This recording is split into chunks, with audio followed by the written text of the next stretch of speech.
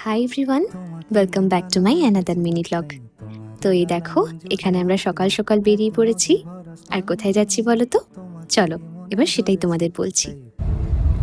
এই যে আমরা একদম রেডি হয়ে বেরিয়ে পড়েছি, আর আমরা যাচ্ছি বোলপুর, সোনাঝুরি। তো ফার্স্টে লাঞ্চ করে তারপরে সোনাঝুরি যাব। তো এই যে আমি, এই যে ময়ূক, আর এই দেখো এখান থেকে দেখা যাচ্ছে কোপাই নদী। তো আমাদের সুরুল রাজবাড়ি যাওয়ারও প্ল্যান ছিল। ওটা হচ্ছে শান্তিনিকেতনেরই খুব ফেমাস একটা টুরিস্ট স্পট। তো সেই জন্য আমরা ভেবেছিলাম যে সুরুল রাজবাড়ি ঘুরে তারপরেই লাঞ্চ করব।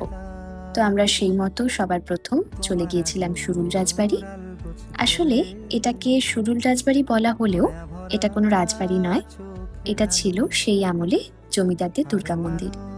সত্যি এই জায়গাটা এতটাই সুন্দর যে বলে বোঝানো যাবে না।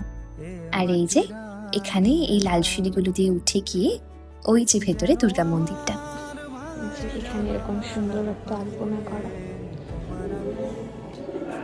আর এই যে এখানে দুর্গাপুজোর সময় দুর্গাপুজো হয়।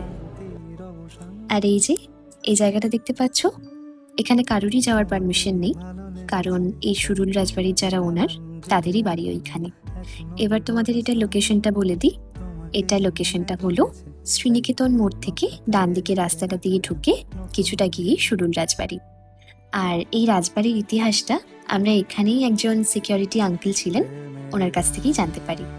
তো আমি এখানে সেই ক্লিপটাই অ্যাড করে দিলাম, তোমরাও একবার শুনে নিও। 100 বছরের পুরনো পুজো, বুঝলে? এখানে দুর্গাপুজোর সময় দুর্গাপুজো হয়, আচ্ছা, বিভিন্ন ধরনের অনুষ্ঠান করে, করে বাইরের লোকজন আছে, এদের যেসব আত্মীয় স্বজন বাইরের বাড়ির লোকজন যারা বাইরে কাজ করে তারা সব পুজোর সময় আছে। পুজো 4 দিন ধুমধাম করে পুজো হয় খুব। দশমীর দিনে বিসর্জন, যে বাড়ি হোক বিসর্জনটা কিন্তু দশমীর দিন হয়। তো এই সুরুল রাজবাড়ি সকাল 7:30 থেকে সন্ধ্যে 7টা অবধি খোলা থাকে। আর আমি তোমাদের সবাইকেই বলবো একবার হলেও এই জায়গাটা ঘুরে দেখো, আশা করছি সবার খুব ভালো লাগবে। So yeah, that's it for today. আর এই মিনি ব্লগের পার্ট 2টা খুব তাড়াতাড়ি আসছে আমার চ্যানেলে। ভিডিওটা ভালো লেগে থাকলে প্লিজ একটা লাইক করে দিও, আর আমার চ্যানেলটা সাবস্ক্রাইব করে নিও। Thanks for watching.